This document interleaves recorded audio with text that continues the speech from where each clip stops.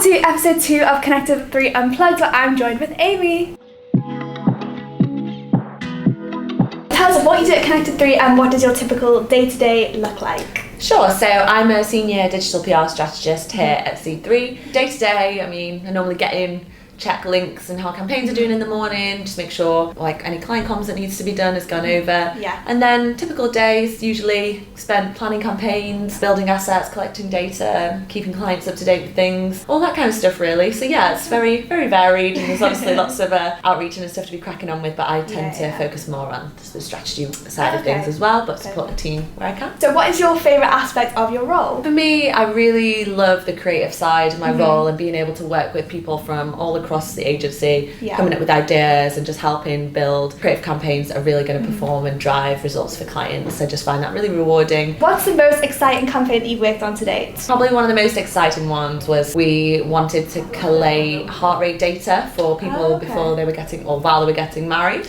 So for grooms, so that we could then say, which part of the day is like the most heart racing. That was probably one of the more exciting ones we got to do. It was really interesting to see the results. Fun. Yeah, no, definitely. So in your role, how do you measure success, or what does success look like to you? I'd say for me, success obviously is having clients that are happy and they're performing well, but also having a team that's really happy and like a really positive working environment as well. I think that is kind of a success day to day when you come in, you get along with your colleagues and everything is kind of going well that perspective, as well as obviously clients being happy and the work that we're doing being kind of fulfilling and doing really well. What is your best failure? I don't know about my best one. I'd definitely say I learned a lot through failures, and it's probably failures themselves are the best learning experiences. You've had a campaign that's totally flopped and you're like, all right, okay, well, what have I done wrong? It's kind of like learning how to deal with it, from how you explain that to the client, how you look back at it and how you go forward from that kind of thing. And sometimes failures do just happen, but it's how you kind of deal with them and how you communicate with them is really key. I can't think of my best one, but I'm sure there's been a few in my time, but just lots of learnings to take from. Definitely, lots of learnings to take forward. Who or what has been the biggest influence on your career? I mean, I've been in this kind of industry for probably about 6 or so or more years now, and I think the biggest influences have probably been my kind of managers at C3, to be honest.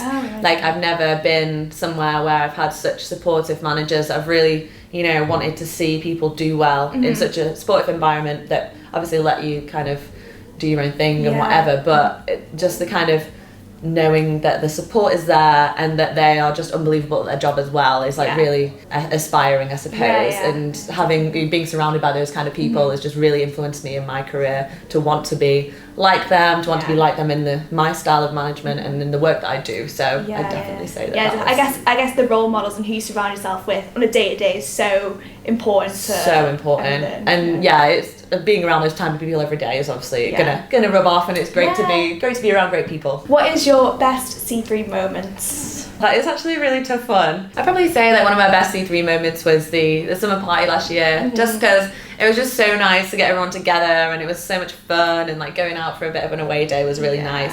It's not really a career focused one. Like, there's been lots of really nice career moments as well, but I think in terms of getting a whole team together, that was a really nice thing to do. It's good to have that balance as well, Definitely. Is there a specific book that you'd recommend to read and why? It's not necessarily like digital marketing focused, but one really good one that I read in the last year is Dolly Allen's Everything I Know About Love, and I think it was just a really nice introspective read for a young woman, and like looking back on your career and the friendships you have, and just being able to reflect on that and see it in your own personal life and how to kind of grow and become very self-aware and emotionally intelligent. I definitely say that. What advice would you give to your younger self? I think it would be to care less about what certain people think. That is often advice to people, isn't it, really?